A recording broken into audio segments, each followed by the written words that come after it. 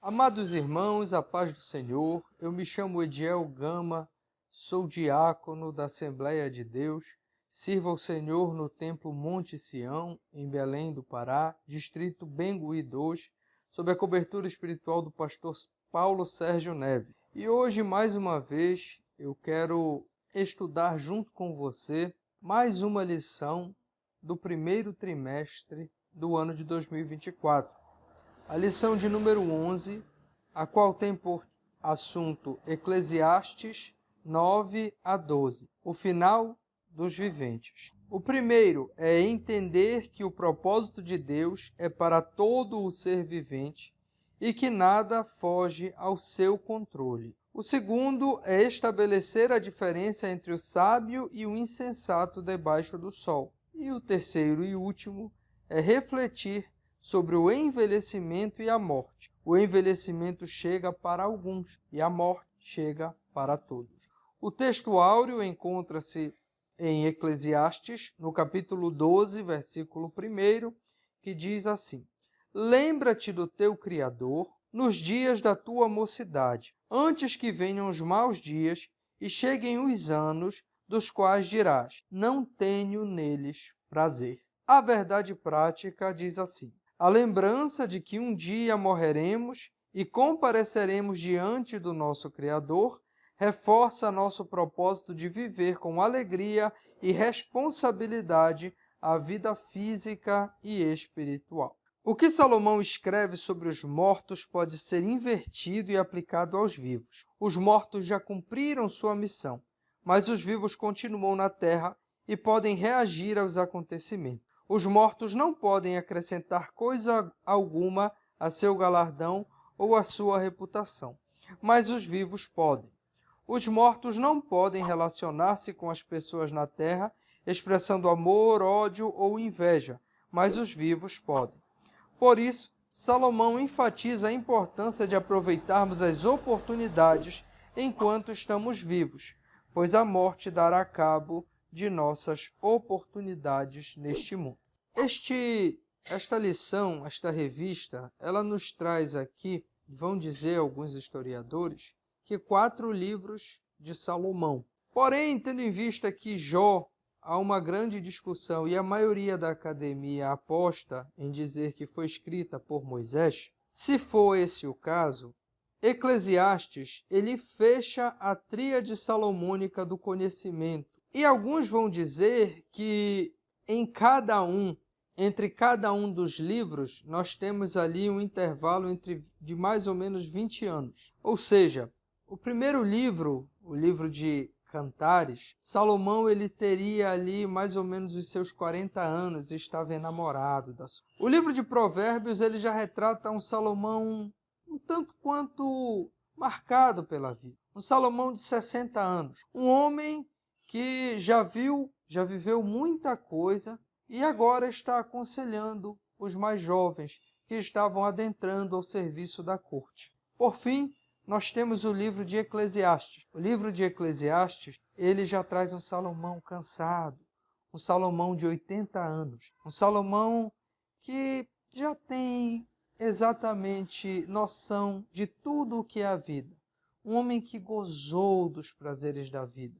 E atualmente ele chega a algumas conclusões. A sabedoria dos 60 e a sabedoria dos 80 é facilmente identificável quando nós cotejamos a leitura entre Provérbios e Cantares. E é exatamente por isso que nós vamos ter uma atmosfera talvez assim, digamos, lúgubre, talvez melancólica, porque o livro de Eclesiastes, ele trata exatamente acerca de assuntos fúnebres, de assuntos referentes ao final da existência humana.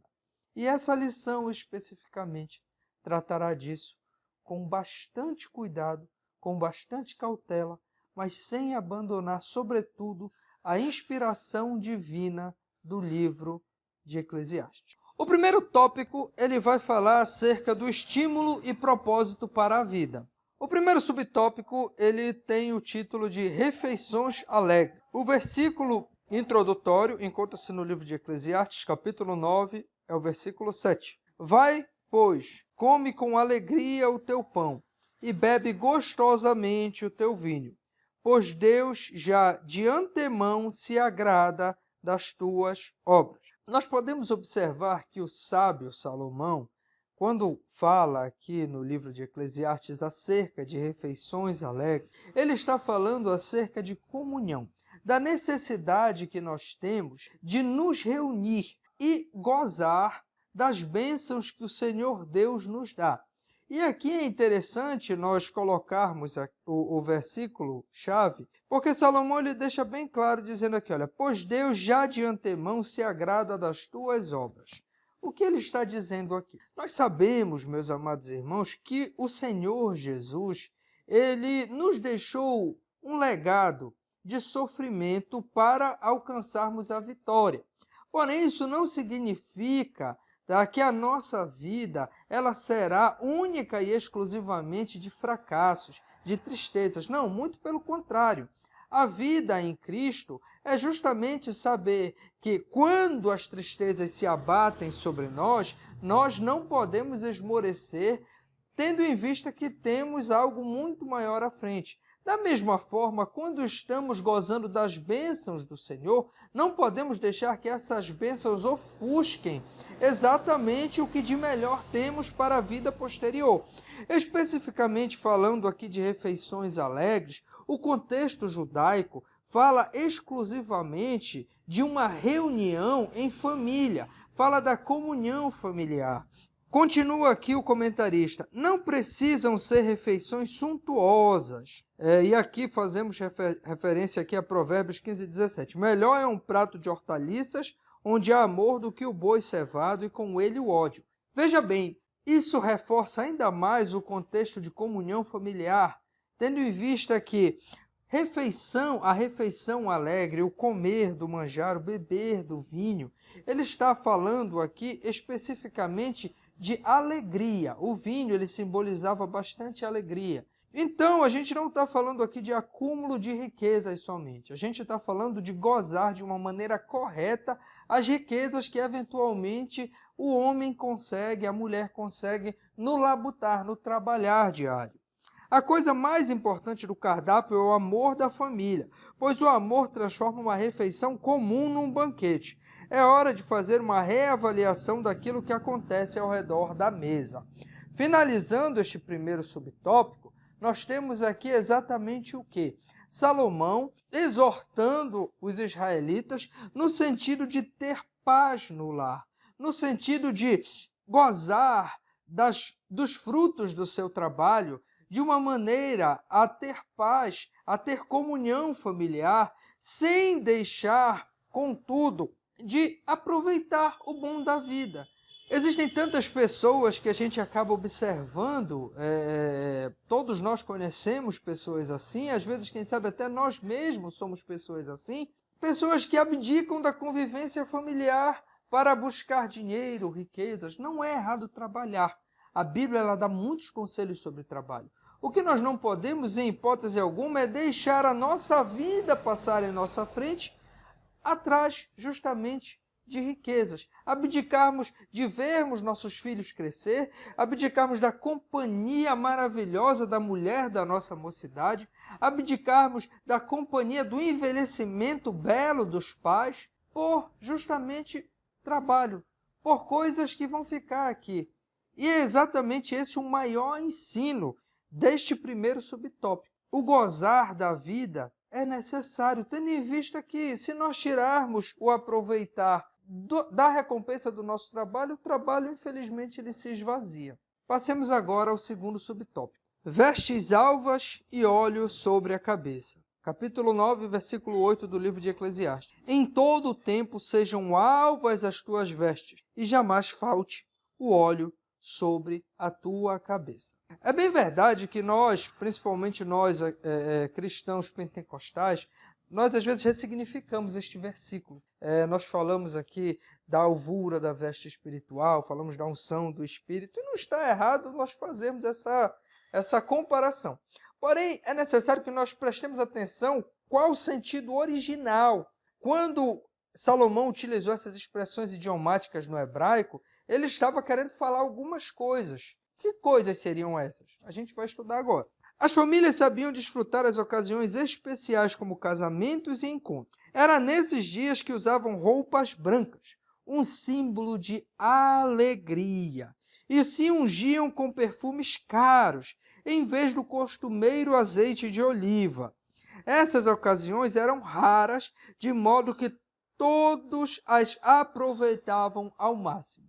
Então, mais uma vez, Salomão ele está fazendo referência ao fato de que não pode faltar alegria na casa do homem sábio enquanto ele é jovem. Aliás, enquanto a vida ainda lhe existe, enquanto ele ainda não morreu. A gente observa que Salomão ele fala isso daí, logo depois ele demonstrar que os mortos não podem fazer nada, que eles não podem sentir nem ódio e nem amor. Logo após isso ele começa a dizer, ora, terem refeições alegres, que não faltem vestes brancas e nem óleo sobre a tua cabeça. Que ele está dizendo que não te falte motivos para se alegrar. Como é maravilhoso você, meu amado irmão, nas datas comemorativas, se unir com a sua família, uma mesa farta, uma família sem brigas.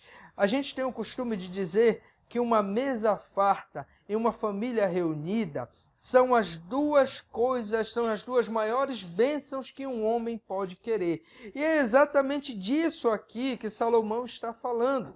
Salomão está falando exatamente de que não nos falte motivos e ocasiões para comemorações. É muito comum que às vezes, por exemplo, chega o teu aniversário ou chega o final de ano. Infelizmente, as finanças não estão lá grandes coisas e a gente diz, não, eu não vou comemorar.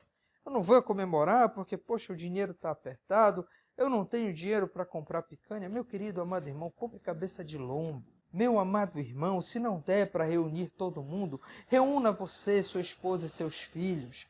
Faça uma festinha pequena, mas comemore as conquistas que o Senhor Deus permite você viver. E aqui nós temos algo interessante. O comentarista ele vai fazer uma referência cruzada com Filipenses capítulo 4, versículo 4. Alegrai-vos sempre no Senhor. Outra vez digo, alegrai-vos. Filipenses é uma das cartas da prisão. Paulo ele está acorrentado, preso, quem sabe numa cela ali extremamente úmida, passando por todo aquele problema, e ele diz, olha, se alegrem no Senhor, que o Senhor Deus vos seja suficiente. Às vezes a gente se em si mesmo e abdica de gozar, de comemorar coisas tão boas, tão maravilhosas, por falta de dinheiro ou porque alguma coisa ali não saiu como nos foi planejado, como nós planejamos. E o que Salomão está dizendo aqui é exatamente o contrário. Olha, todas as vezes que forem possíveis, faça das pequenas ocasiões motivo de comemoração, motivo de festa. Não é na busca de coisas especiais que encontramos alegria, mas sim na prática de tornar especiais as coisas do dia a dia. É comemorar as pequenas coisas, é comemorar as promoções? Sim, com certeza.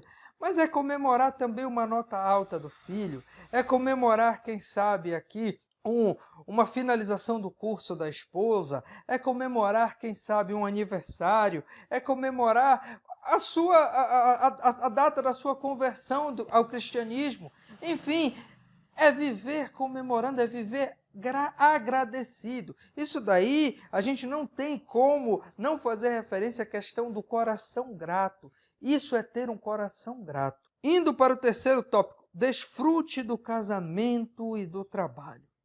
E aqui nós temos exatamente os dois versículos posteriores, capítulo 9, versículos 9 e 10.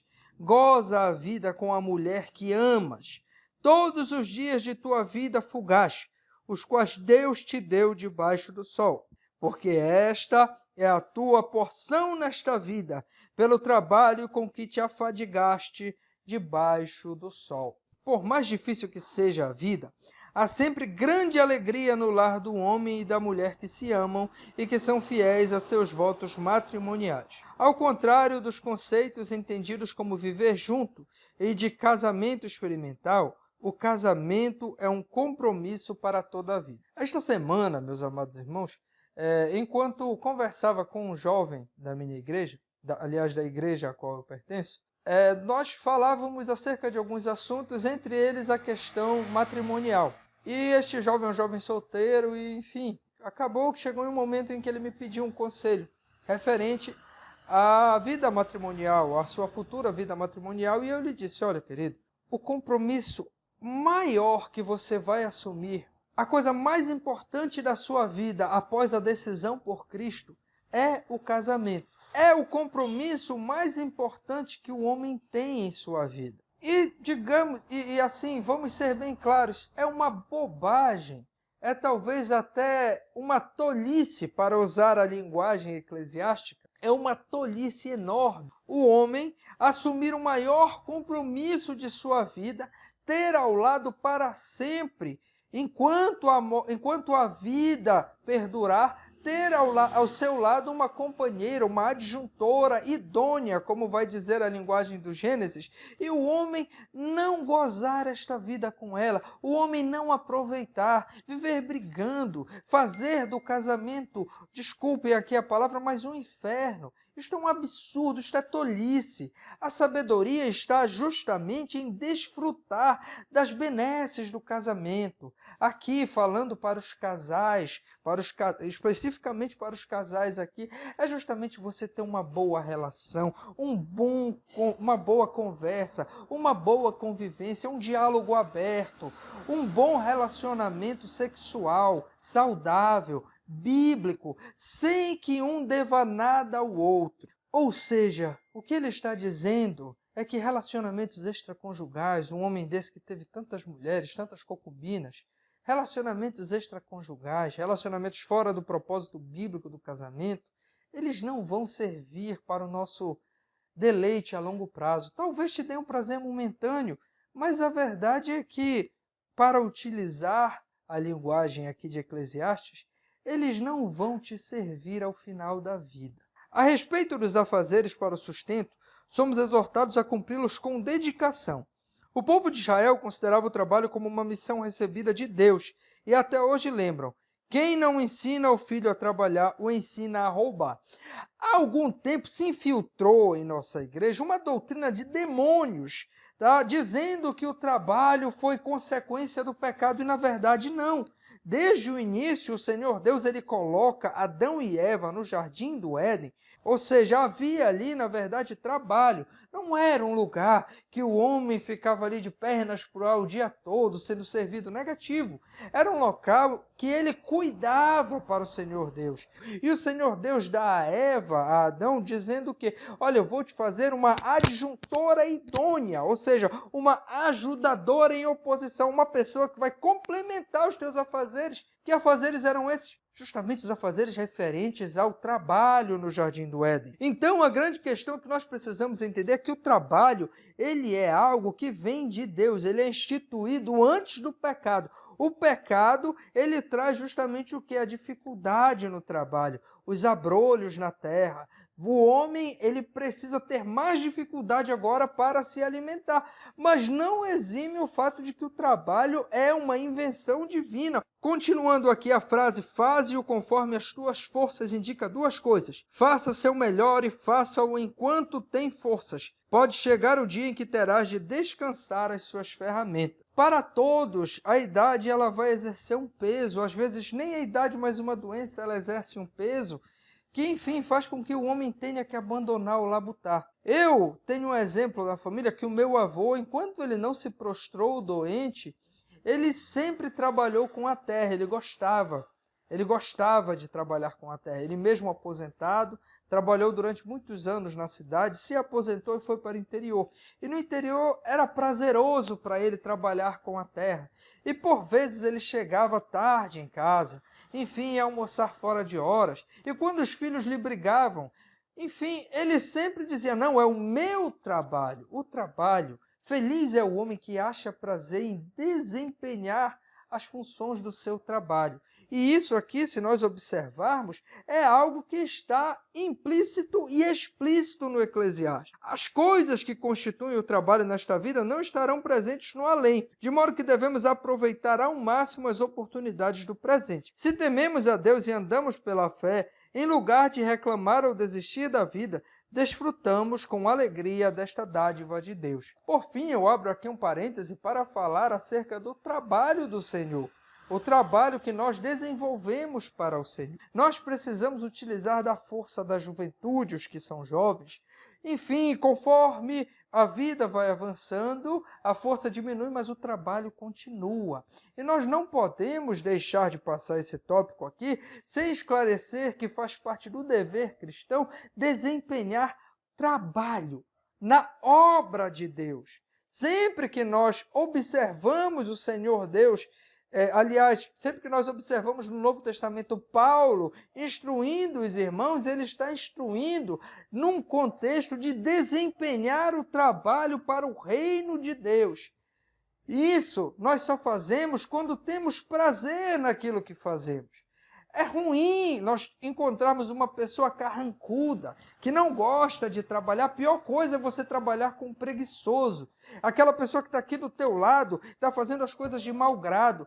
E lembremos aqui que o dever do cristão é desempenhar o seu trabalho como se estivesse desempenhando ao próprio Deus. Passemos agora ao segundo tópico. O primeiro subtópico deste segundo tópico tem por título Alegra-te, jovem. A leitura bíblica encontra-se em Eclesiastes, capítulo 11, versículos 9 e 10. Alegra-te, jovem, na tua juventude, e recreie-se o teu coração nos dias da tua mocidade. Anda pelos caminhos que satisfazem ao teu coração e agradam aos teus olhos. Sabe, porém, que de todas estas coisas Deus te pedirá conta. Salomão instrui especialmente os jovens a aproveitar a mocidade antes que cheguem os maus dias. Com isso, o rei não está sugerindo que os jovens não têm dificuldade alguma e que os mais velhos não têm alegria alguma.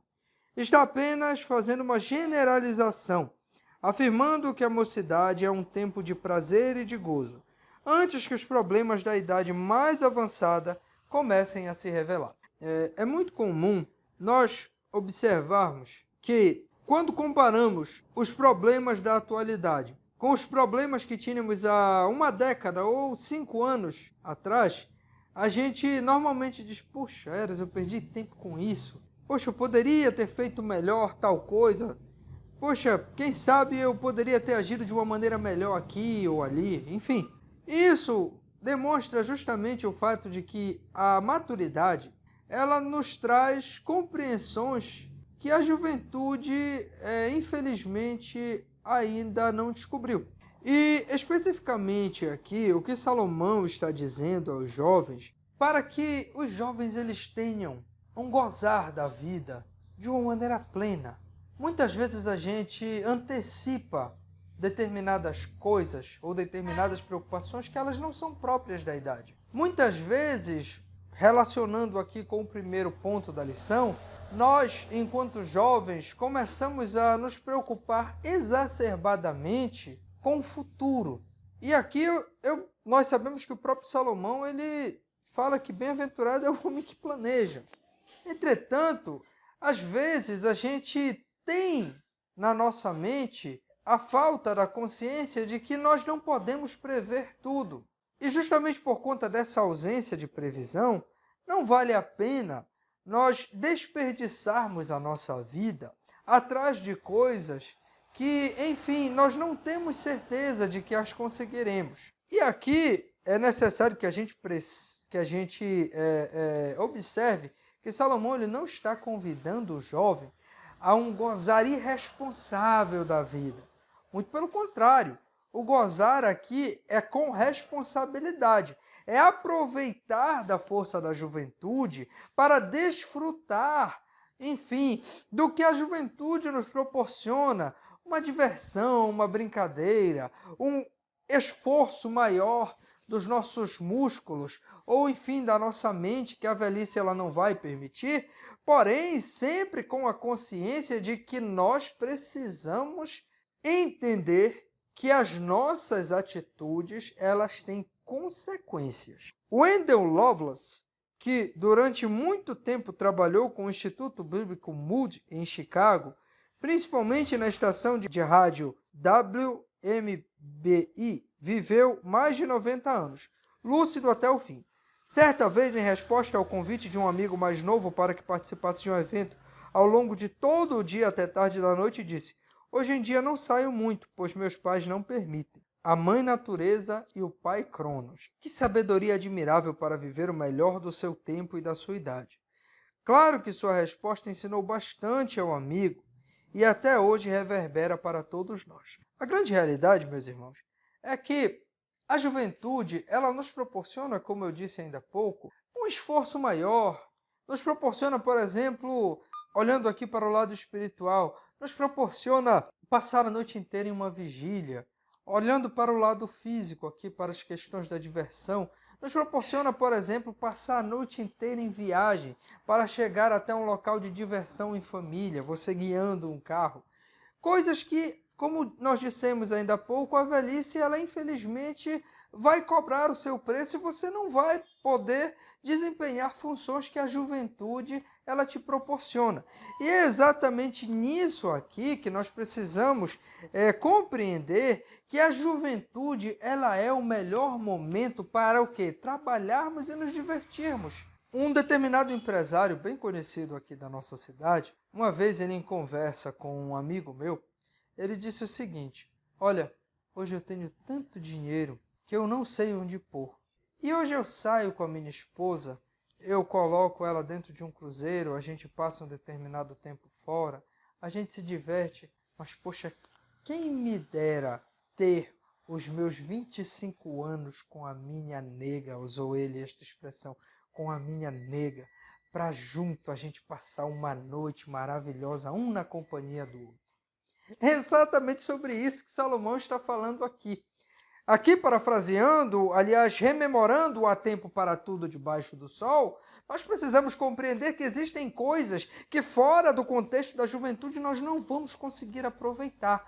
É necessário sabedoria para aproveitá-las, contudo, com responsabilidade. Sobretudo nós que somos cristãos. Não podemos nós nos desculpando num texto sem contexto e fazer disso um pretexto para as nossas maldades, para as maldades do nosso coração, e resolvemos viver a nossa vida desregrada, uma vida absolutamente longe de responsabilidade. Não é isso, pelo contrário. O que o texto está dizendo aqui é para que nós saibamos usar com sabedoria, não deixarmos para fazer amanhã o que pode ser feito hoje. O segundo subtópico tem o seguinte título: Caminhos do Coração. Eclesiastes capítulo 12, versículo 1b. Eclesiastes, no capítulo 12, ele vai dizer assim mesmo: "Olha, jovem, goza, aproveita a tua mocidade." Aí a segunda parte do versículo vai dizer assim: olha, "Anda pelos caminhos que satisfazem ao teu coração e agradam aos teus olhos." Os jovens, eles devem guardar o coração e os olhos, pois ambos podem fazê-los pecar. Aqui há uma necessidade, desde logo, antes de nós completarmos aqui com o terceiro subtópico, a cereja do bolo, há uma necessidade de nós entendermos logo o seguinte, tá? Os caminhos que satisfazem o coração e agradam os olhos, eles são exatamente a determinação do Eclesiastes. Porém, eu preciso logo me fazer uma pergunta: eu, cristão, é qualquer caminho que vai satisfazer o meu coração e agradar os meus olhos? Eu, um homem temente a Deus, o homem descrito em Provérbios, o homem sábio descrito em Eclesiastes, será que o homem jovem sábio, ele vai ter o seu coração agradado? Ele vai ter os seus olhos agradados por prostituição, por lascívia, por, enfim, imoralidades, por bebedices, por jogatinas? É óbvio que não. Não esqueçamos que o livro de Eclesiastes, ele é um livro para chamar as pessoas à sabedoria, é um convite à sabedoria. A oração "anda pelos caminhos que satisfazem ao teu coração" não é um incentivo a cair na folia e a satisfazer todos os desejos pecaminosos do coração. Antes é uma lembrança para que os jovens desfrutem os prazeres relativos à mocidade e que jamais serão experimentados outra vez exatamente da mesma forma. Os mais velhos precisam lembrar que Deus espera que os jovens ajam como tal.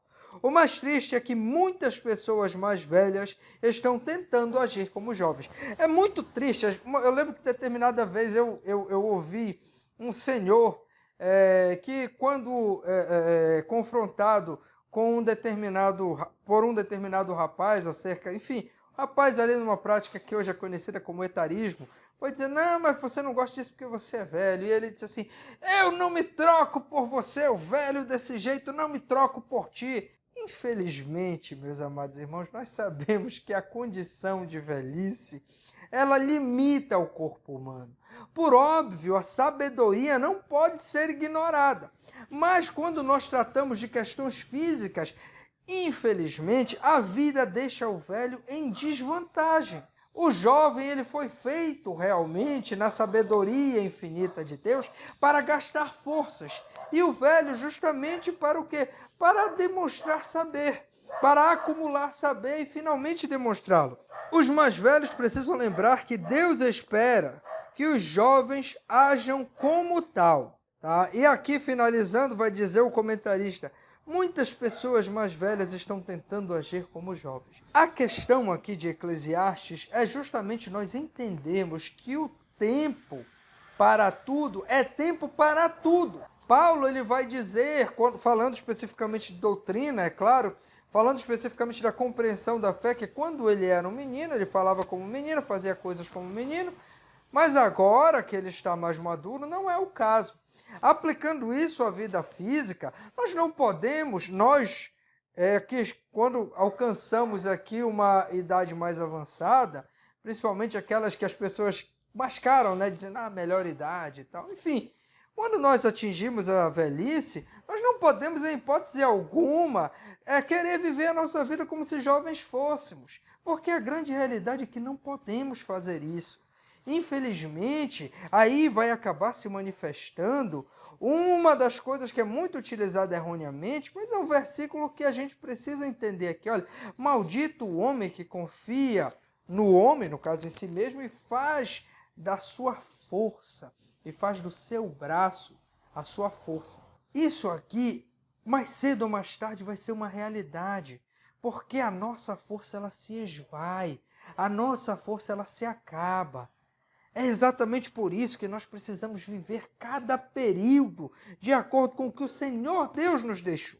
Finalmente, o terceiro subtópico ele vai dizer assim, já é a conclusão do versículo 1 do capítulo 12. Sabe, porém, que de todas estas coisas Deus te pedirá contas.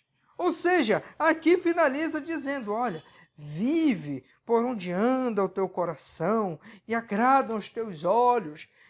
Se você for sábio, você sabe por onde andar. Mas se você for tolo, aqui fica o conselho, saiba que Deus ele vai te pedir conta dessas coisas. A advertência de Salomão, Deus te pedirá contas, prova que ele não tem em mente os prazeres pecaminosos. Deus tudo nos proporciona ricamente para nosso aprazimento. É sempre errado desfrutar os prazeres do pecado. O jovem que gozar a vida dentro da vontade de Deus manterá sua consciência tranquila no presente e quando Jesus voltar.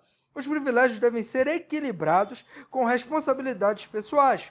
Os jovens devem afastar a ansiedade do coração e a perversidade da carne. O termo traduzido por desgosto significa aflição, dor interior, ansiedade. Quando vivemos dentro da vontade de Deus, temos a paz do Senhor em nosso coração. Os pecados da carne destroem o corpo e trazem julgamento eterno sobre a alma.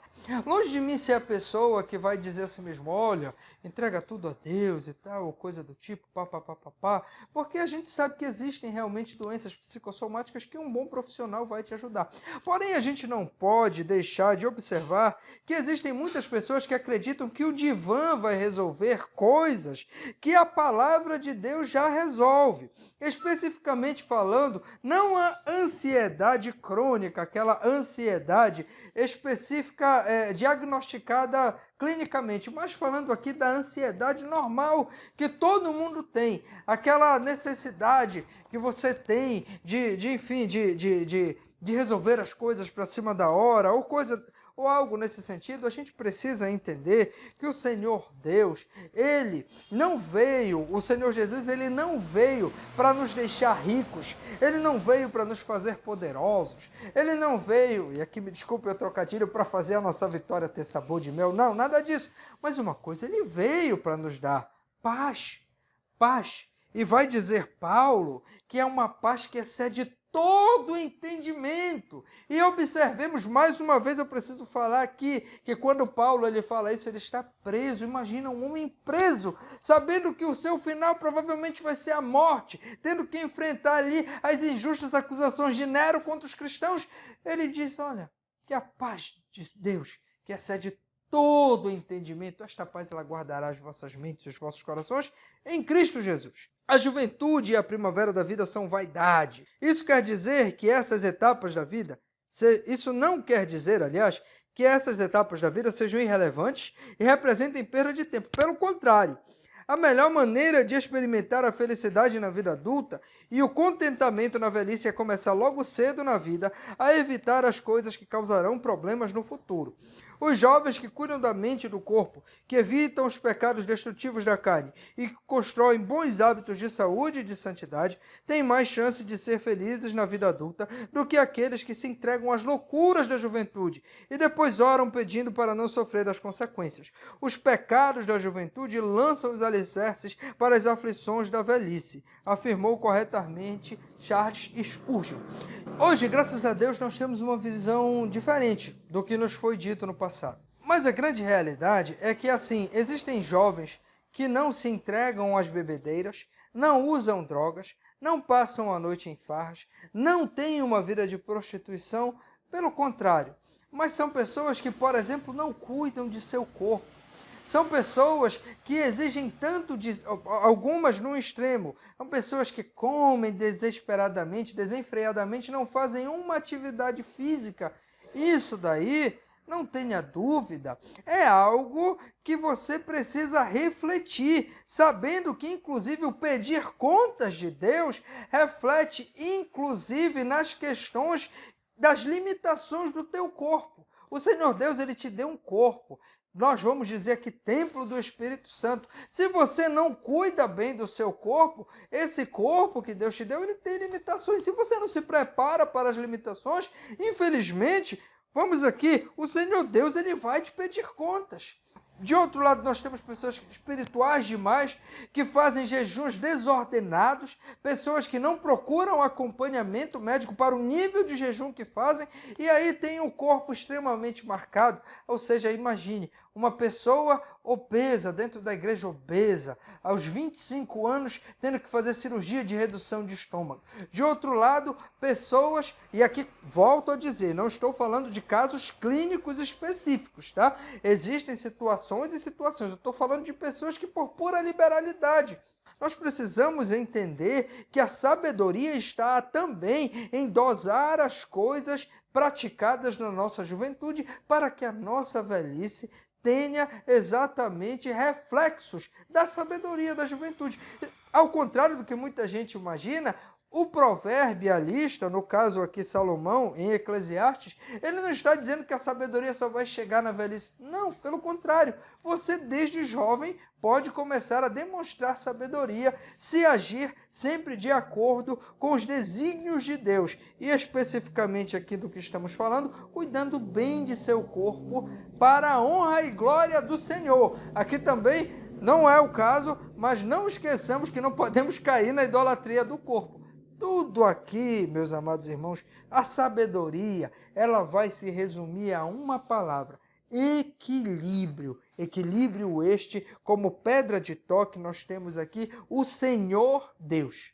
Amados irmãos, chegamos aqui ao terceiro tópico da lição. Nós vamos aqui observar o capítulo 12, versículo 1 de Eclesiastes. Ele vai nos dizer assim: lembra-te do teu Criador nos dias da tua mocidade, antes que venham os maus dias e cheguem os anos dos quais dirás: não tenho neles prazer. Você observou, meu querido amado irmão, meu querido professor, meu querido aluno, como este versículo ele encaixa perfeitamente ao que estávamos tratando ainda há pouco? Quando a gente se lembra do nosso Criador nos dias da nossa mocidade, isso daí é uma maneira de melhor servir a Deus. É uma maneira, inclusive, de nós tolhermos o nosso coração pecaminoso para que ele venha a se agradar de coisas que também agradam a Deus. O termo bíblico lembra-te significa prestar atenção, considerar, em outras palavras, presta atenção em Deus. Não esquece de Deus, não esquece dos ensinos, dos paradigmas, não esquece daquilo que Deus, dos planos que o Senhor Deus revelou a ti nos dias da tua mocidade. Não esquece da vontade do Senhor Deus para contigo, enquanto tu ainda és jovem. É mais do que um mero ato de recordação mental. Envolve uma ação decisiva como resposta a essa recordação. Em outras palavras, não basta apenas eu ter a consciência de Deus, de que Deus ele existe e de que eu devo pautar a minha vida de acordo com os seus ensinos, de acordo com o seu querer, enquanto eu sou jovem. Mas, em verdade, isso aqui demonstra exatamente o fato de que eu, enquanto jovem que sou, no caso eu estou falando de uma maneira geral, os jovens, eles precisam especificamente tomar a decisão de fazer com que a sua vida reflita exatamente a vontade de Deus. Como é fácil deixar o Senhor de lado quando nos envolvemos com os prazeres e as oportunidades da juventude. Devemos considerar que os anos chegarão, de modo que precisamos lançar alicerces espirituais firmes o quanto antes em nossas vidas. Todos nós somos tentados em qualquer momento da nossa vida. Quem quer pecar, peca do primeiro dia da consciência até o último dia de vida. Isso daí, enfim, até porque o pecado, eu posso viver uma vida dentro de uma cela. E aqui na minha mente, eu única e exclusivamente maquinar o mal, aqui dentro só ter pornografia, só ter prostituição, só ter maldade, assassinato, enfim, essas coisas. Porém, o que a gente precisa compreender aqui é que o jovem, em razão da sua força, em razão da beleza da juventude, ele é mais propenso a ser seduzido pela beleza da juventude. Ou, no caso, as tentações, falando do homem, as tentações na área sexual, elas têm muito mais força porque o homem está no pleno vigor sexual. Ainda é possível, mas é muito mais difícil você tentar um bom cristão na área sexual, ele sendo um idoso. Eu já disse, não é impossível que alguém caia. Muito pelo contrário, nós temos casos de, enfim, pessoas que infelizmente tiveram essa queda já na sua velhice.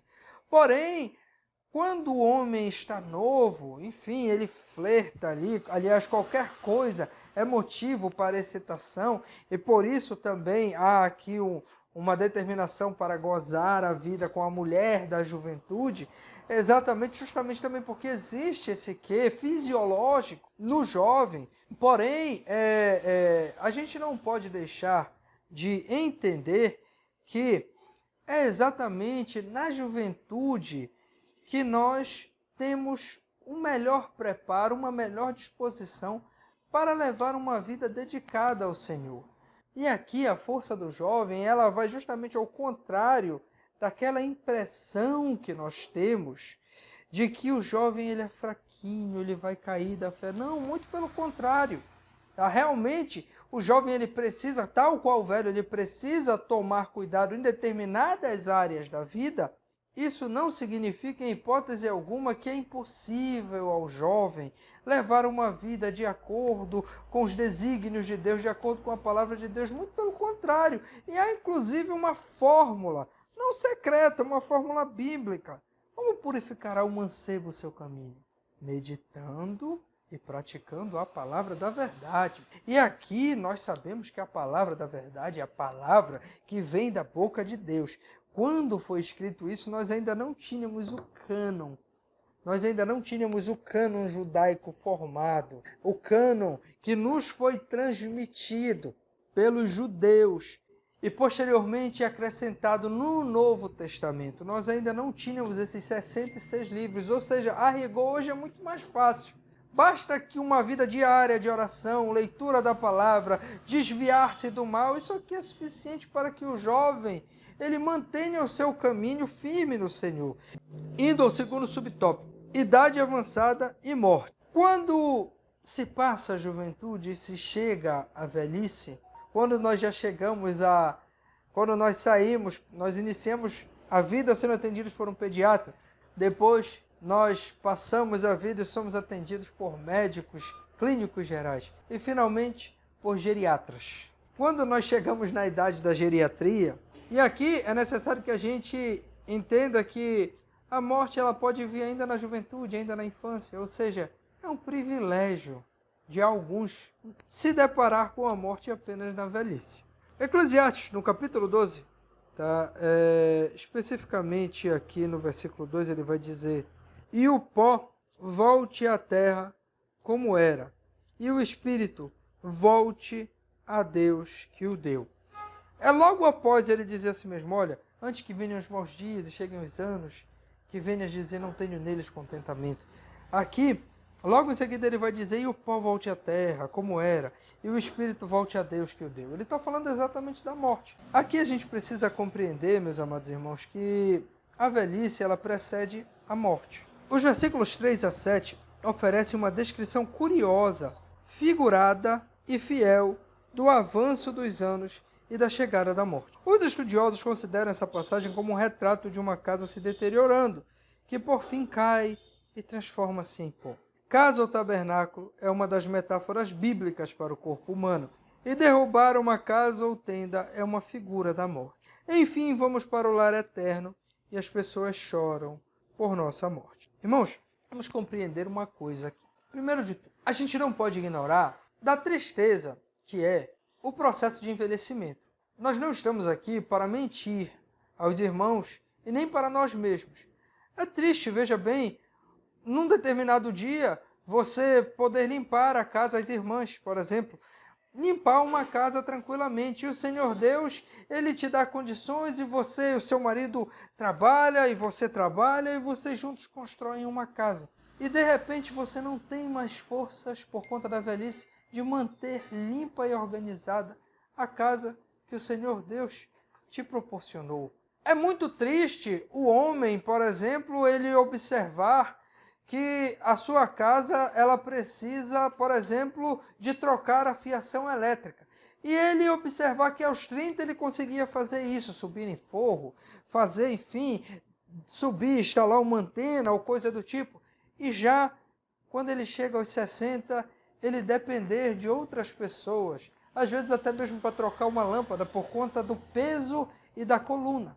Isso é extremamente triste, mas nós precisamos entender e aceitar com maior naturalidade, e até mesmo o aceitar isso é de uma perspectiva cristã, e acima de tudo, além de aceitar essas limitações, que enfim o Senhor Deus Ele sabe por que nos impôs, isso daí é tudo parte do amor de Deus, e exatamente por isso nós não podemos, em hipótese alguma, temer a morte.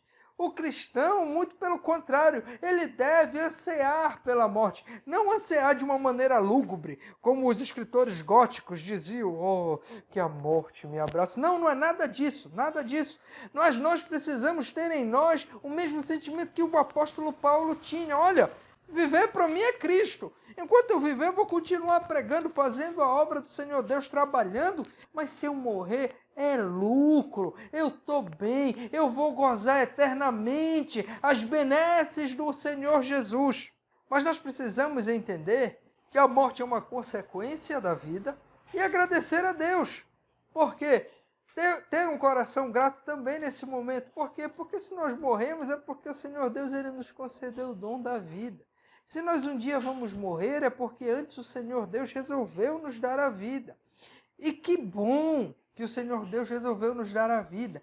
Que bom que mesmo nós mortos em nossos delitos e pecados, o Senhor Deus resolveu nos resgatar. Que bom, porque quando nós morrermos, nós sabemos para onde iremos.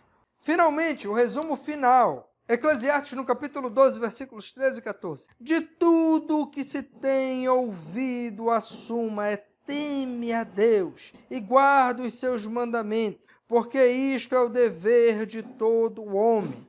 Porque Deus há de trazer a juízo a todas as obras, até as que estão escondidas, quer sejam boas, quer sejam más. Sabe o que é interessante? É que nós vemos o sábio, quando ele vai finalizar a pregação, quando ele vai finalizar esse sermão, por assim dizer, ele vai dizer assim: é ilusão, tudo é ilusão, vaidade, tudo é vaidade. Nós precisamos compreender, meus amados irmãos, que a vida, tudo o que nós estamos vendo, tudo o que nós estamos tocando, enfim, tudo isso um dia vai acabar. É exatamente por isso que é um mau negócio, logicamente falando, é um mau negócio nós nos apegarmos às coisas daqui, nós nos apegarmos às coisas da vida, nós nos apegarmos à vida propriamente dita, tendo em vista que um dia ela vai se acabar. Infeliz o homem que ajunta para si tesouros apenas nesta vida, quando há oportunidade de ajuntar tesouros para a vida posterior. Nossa vida é uma dádiva de Deus. Somos mordomos e um dia teremos de prestar contas do que fizemos com essa dádiva. No final das contas, a medida da vida não é sua adoração, não é sua duração, mas sim a sua doação. A gente não deve medir a vida pelo número de dias que vivemos, mas da forma que aproveitamos esses dias. Será que eu tenho aproveitado a vida da forma que o Senhor Deus quer que eu faça? Será que eu tenho vivido dissolutamente com o que será que tem agradado o meu coração?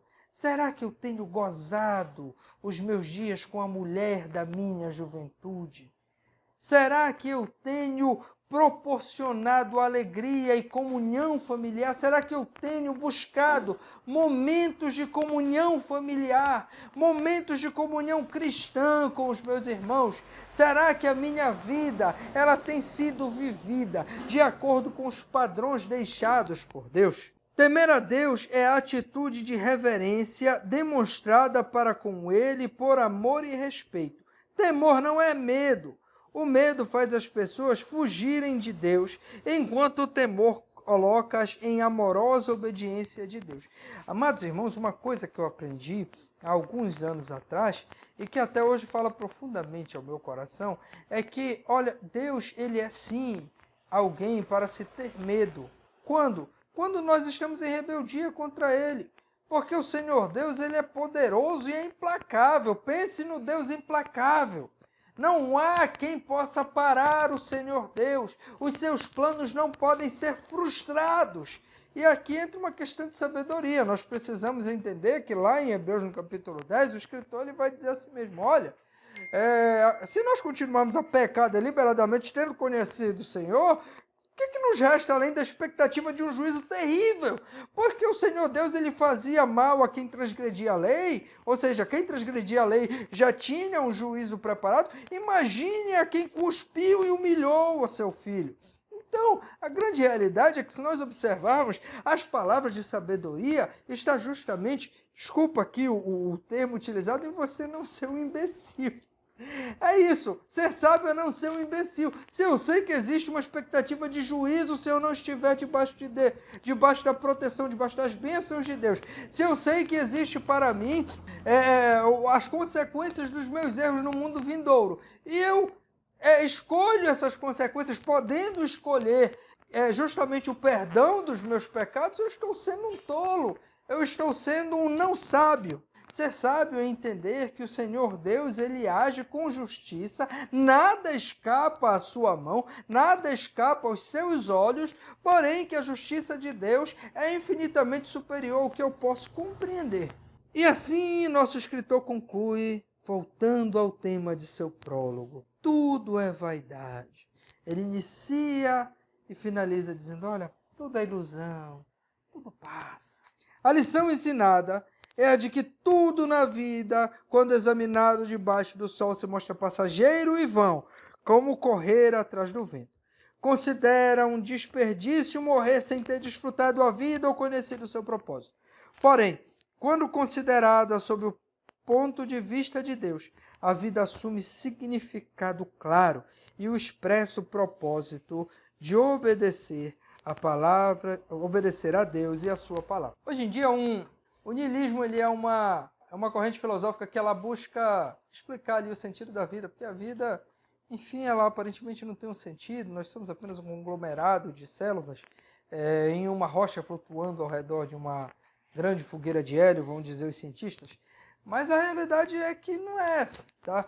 E Blaise Pascal, que ele é o pai do niilismo, não esse niilismo existencialista de Nietzsche, que tenta ali resumir tudo ao ser humano, em si mesmar tudo ali. Não, não é nada disso. Blaise Pascal, quando ele começa a refletir sobre o niilismo, ele diz, olha, se a vida vai acabar aqui, não tem muito sentido. O único sentido seria ali, o sentido que nós teríamos ali para a vida seria gozar o máximo dela, porque ela vai acabar. E aí, finalmente, ele vai dizer a si mesmo, olha, existe uma solução para essa equação. E qual é a solução? É Cristo. O Senhor Deus, Ele nos deu uma vida para que nós a vivamos, não dissolutamente. O Senhor Deus não nos deu um corpo para que nós venhamos a destruí-lo dia após dia, com orgias, dia após dia com gulas, com bebedices, enfim. Ele não nos deu esse corpo para que nós venhamos nos autodestruir. O Senhor Deus não é um psicopata, esperando e se divertindo com a maldade, com o sofrimento humano. Não, nada disso. O Senhor Deus nos deu este corpo e nos deu a vida para que nós desfrutássemos desta vida, desfrutássemos de acordo com os desígnios que Ele nos deu. Quando nós, por exemplo, nos desintoxicamos desta vida, comendo enlatados, processados, açúcar, tenta comer novamente uma fruta para você ver o sabor maravilhoso que ela tem. Tente se afastar um pouquinho dessa vida louca da cidade e ir para um local que você entre em contato com a natureza, para você ter uma ideia da paz que você vai sentir. Foi para isso que o Senhor Deus nos criou. O Senhor Deus, Ele não nos criou para vivermos eternamente em sofrimento. Muito pelo contrário, Ele nos deu a vida e Ele anseia para o dia da glorificação nossa nele. Ou seja, o dia em que seremos glorificados em Deus, juntamente com Deus no porvir, quando completar-se o processo da santificação, quando o corruptível revertir-se da incorruptibilidade e o mortal revertir-se da imortalidade. A aplicação pessoal diz assim, a conclusão dos livros de sabedoria é, teme a Deus e guarda os seus mandamentos, pois nisso está toda a sabedoria e o bem-estar do homem. Mais uma vez, meus amados irmãos, o livro de Provérbios, e agora repetindo-se aqui no livro de Eclesiastes, a sabedoria da vida está em servir ao Senhor, em temer ao Senhor, em não desrespeitar ao Senhor. Quando nós fazemos isso, nós atraímos o agrado da pessoa mais importante que existe, que é o Senhor Deus. Nós precisamos compreender e ter uma melhor relação com a velhice e com a morte. E nós só faremos isso se andarmos de acordo com as palavras deste livro, com as palavras de sabedoria, com as palavras da Bíblia. É nisso que eu acredito, é isso que eu prego, é isso que a Igreja do Senhor acredita, é isso que a Igreja do Senhor prega. Glória a Deus, que aula maravilhosa, meus irmãos. Deus falou profundamente no meu coração, espero que também tenha falado aí no seu coração, abençoado a sua vida, abençoado o seu ministério. Meus irmãos, se você ainda não é inscrito no nosso canal, nos ajude, vamos junto construir uma IBD inovadora. Você se inscreve, aperta o sininho de notificação para sempre o YouTube estar lhe avisando quando nós postarmos um vídeo novo aqui no nosso canal. E aí você deixa o seu comentário, se você tiver alguma dúvida da aula que foi ministrada, você já deixa a sua dúvida, com certeza vai ser um prazer para nós estarmos respondendo todos os comentários, tirando todas as dúvidas, mantendo, né, essa conexão com os nossos irmãos professores que estão aí do outro lado levando a palavra de Deus, abençoando a vida dos alunos. E vamos juntos então construir uma escola bíblica dominical de sucesso, de resultado para a glória e honra do nome do Senhor. Nos vemos no próximo encontro. Graça e paz a todos.